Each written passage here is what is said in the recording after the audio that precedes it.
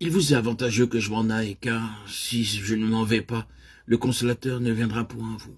Et si je m'en vais, je vous l'enverrai. C'est lui qui me glorifiera parce qu'il prendra de ce qui est à moi et qu'il vous l'annoncera. Jean 16, 7, 14. L'Écriture nous dit que le Fils de l'homme est glorifié de deux manières. Par le Père dans le ciel, par l'Esprit sur la terre. En Dieu lui-même là-haut, en nous, ici-bas. Quand Jésus nous parle de sa glorification dans le ciel, il nous dit, si Dieu a été glorifié en lui, Dieu aussi le glorifiera en lui-même. Et il le glorifiera bientôt. Jean 13, 32. Et dans la prière sacerdotale, Père, l'heure est venue, glorifie ton Fils. Et maintenant, toi, Père, glorifie-moi auprès de toi-même. Jean 17, 2, 5. Quand il nous parle de sa glorification sur la terre, il nous dit, l'Esprit me glorifiera. Je suis glorifié en eux. Jean 17, 10. Glorifier un objet, c'est en révéler la valeur, l'excellence cachée. Jésus, le Fils de l'homme, fut glorifié lorsque sa nature humaine fut admise à participer de la puissance et de la gloire où Dieu habite. Il entra ainsi dans toute la vie spirituelle du monde céleste et de l'être divin. Et alors, tous les anges l'adorèrent, lui, l'agneau sur le trône. L'esprit humain ne peut pas concevoir, saisir dans sa réalité cette gloire spirituelle et divine de Christ. Il faut pour cela en avoir éprouvé soi-même quelque chose, y avoir participé en quelque mesure dans sa vie intérieure et spirituelle. Et c'est là ce qu'opère en nous le Saint-Esprit, l'Esprit du Christ glorifié. Lui, l'Esprit de gloire, vient nous révéler la gloire de Christ en demeurant et agissant en nous par le moyen de la vie, de puissance et de gloire qui est actuellement celle de Christ.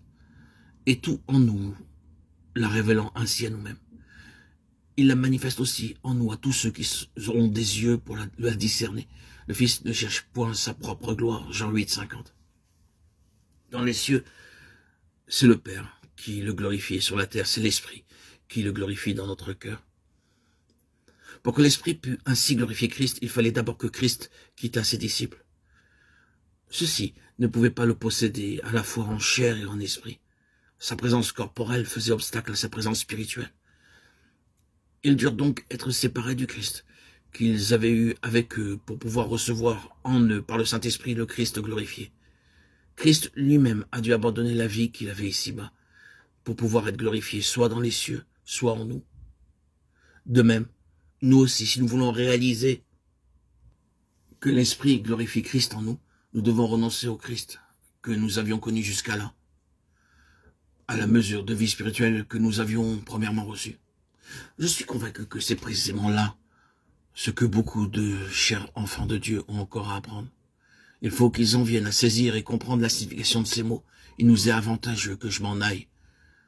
Comme les premiers disciples, ils ont cru en Jésus. Ils l'aiment et lui obéissent. Ils ont éprouvé en quelque mesure tout le bonheur qu'il y a à le connaître et à le suivre. Néanmoins, ils ne possèdent pas encore l'inexprimable paix, la douce joie, la sainte lumière et la puissance divine qui devait résulter selon les promesses de l'Écriture de la présence de Christ en eux.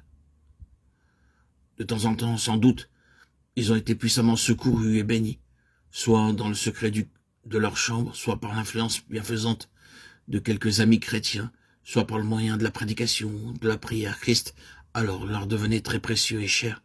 Cependant, ils savent qu'il leur manque beaucoup encore. Que de promesses non accomplies pour eux, que d'aspirations non satisfaites. C'est parce qu'ils n'ont pas encore pleinement saisi cette promesse. Le consolateur demeure avec vous, il sera en vous. Jean 14, 17. C'est lui qui me glorifiera. Ils n'ont pas bien compris tout l'avantage qu'il y a à être séparés de Christ pour le recevoir glorifié en esprit. Ils n'ont pas encore pu dire « Oh, si nous avions connu Christ selon la chair, nous le connaissons plus de cette manière. » 2 Corinthiens 5, 16.